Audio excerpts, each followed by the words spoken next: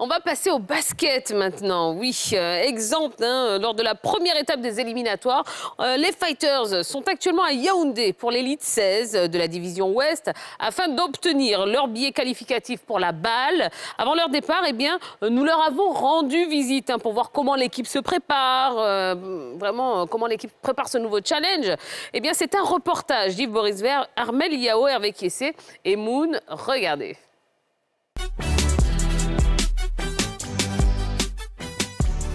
Champion de Côte d'Ivoire et quart de finaliste de la précédente édition de la Basketball Africa League, l'Abidjan Basket Club s'apprête à entrer en lice pour les éliminatoires de la compétition à l'étape de l'élite 16 de la division Ouest du 31 octobre au 5 novembre prochain à Yaoundé au Cameroun. Pour atteindre les phases finales de la saison 4 de la balle, l'ABC devra accrocher l'une des 3 places disponibles de la zone. Comment les Fighters préparent cet important rendez-vous africain? NCI Sport a suivi les Dangoro.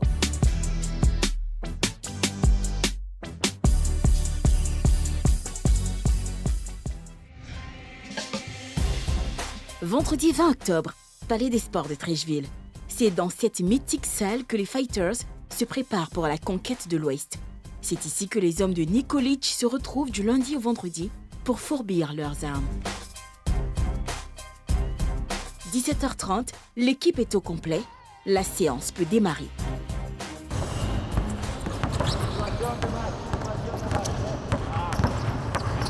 Sur le banc des champions de Côte d'Ivoire, un visage bien connu des fans du basketball ivoirien. Il s'agit du technicien serbe Nikolic. En 2016, il a remporté l'African Basketball League, la première ligue professionnelle de basket en Afrique avec Abidjan Ramblers. 5. Allez, 6. Change, oh, shoot.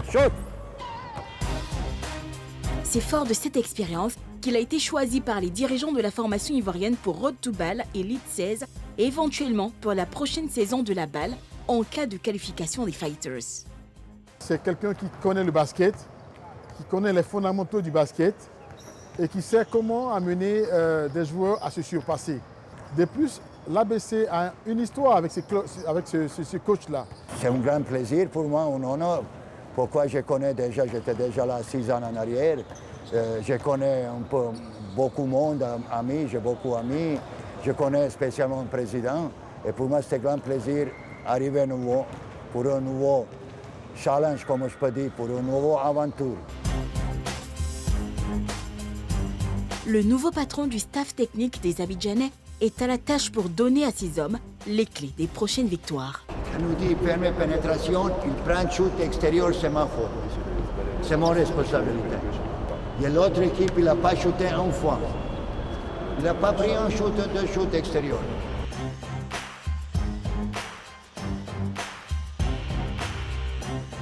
Le coach a tendance à déjà nous inculquer sa philosophie. Il nous fait maîtriser quand même un bon nombre de ses palettes offensives. Et on espère qu'on pourra concilier les deux, c'est-à-dire tout ce qui est offensif et défensif, pour pouvoir être prêt, on va dire, à cette compétition. La préparation se déroule bien, un peu court. Pour moi, c'est un peu court, on ne peut pas changer ça. Je pense que les garçons ils travaillent bien, ils ont une grande volonté pour faire quelque chose et j'espère qu'ils arrivent à un résultat bien.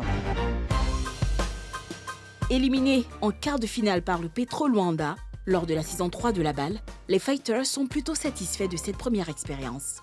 L'objectif était de remporter le trophée l'année dernière. Sportivement, nous ne l'avons pas fait.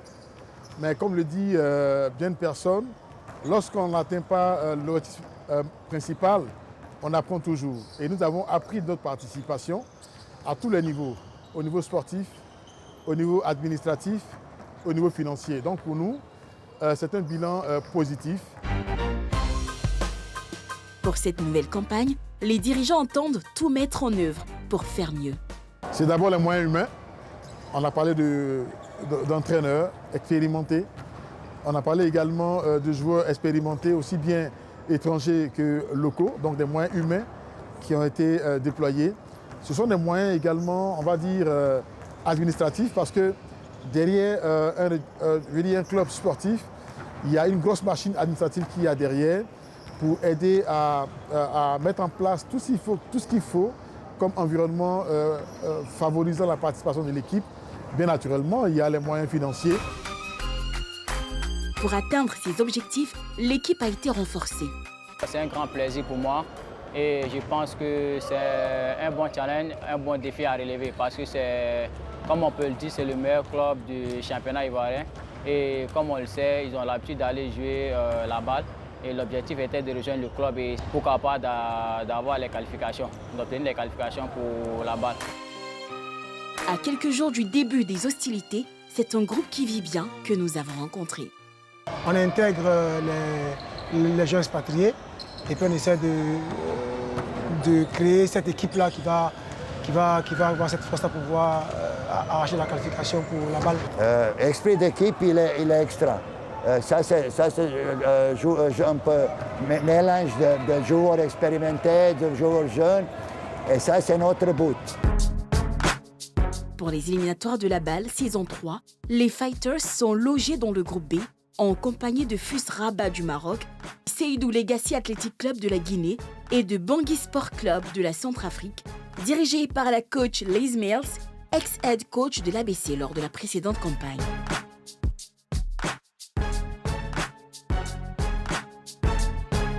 Les Fighters entrent en lice ce mardi. Ils affronteront le représentant marocain.